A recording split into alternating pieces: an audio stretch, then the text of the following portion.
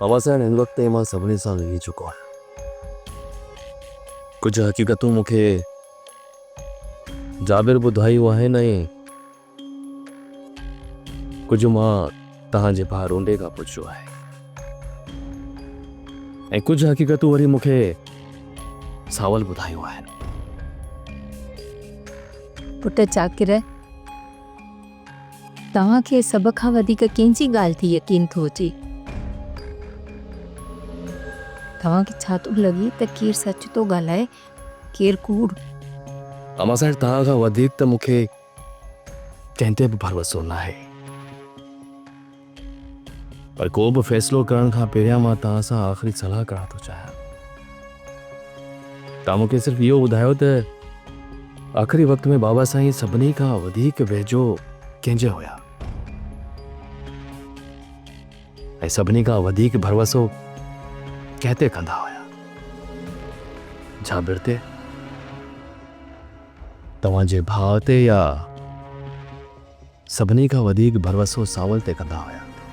पुट, जेतिरी मूंखे ख़बर आहे त आख़िर ताईं सावल साईं वॾे जे वेझो हुयो ऐं साईं वॾे खे सावल ते पूरो पूरो भरोसो हुयो। जेकर इहा हक़ीक़त आहे त पोइ सावल बाबा साईं खे छो मारींदो? बाबा साईं, इहा ॻाल्हि तव्हांखे सम्झ में अचे थी?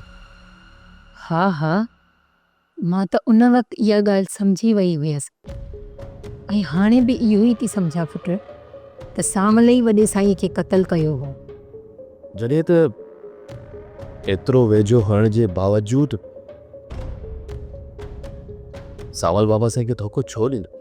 पुट, इन जे पोयां सावल जो कहिड़ो मक़सदु हुयो, मूंखे त अॼु ताईं इन ॻाल्हि जी ख़बर कोन पइजी सघी बाबा, पर मूंखे इन ॻाल्हि जी अॼु ताईं बि ख़बर आहे त साईं वॾो उताक ते देर ताईं वेठो हूंदो हुयो ऐं मां घर वेठी साईं वॾे जो इंतज़ारु कंदी हुयसि। पर साईं वॾो जॾहिं बि आयो न घर, मूंखे ईअं लॻंदो हो ॼण नशे में हुजे ऐं चांहि में ॼण नशे वारी गोरियूं ॾिनल हुजनि। ऐं घर अचण खां पोइ साईं वॾे खे अजीबो ग़रीब पाछा नज़र ईंदा हुआ।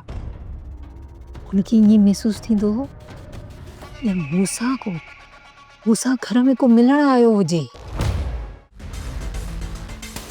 पुट, मां उन वक़्तु सम्झी वेंदी हुयसि त साईं वॾे जो इन ॻाल्हि में को बि ॾोह नाहे।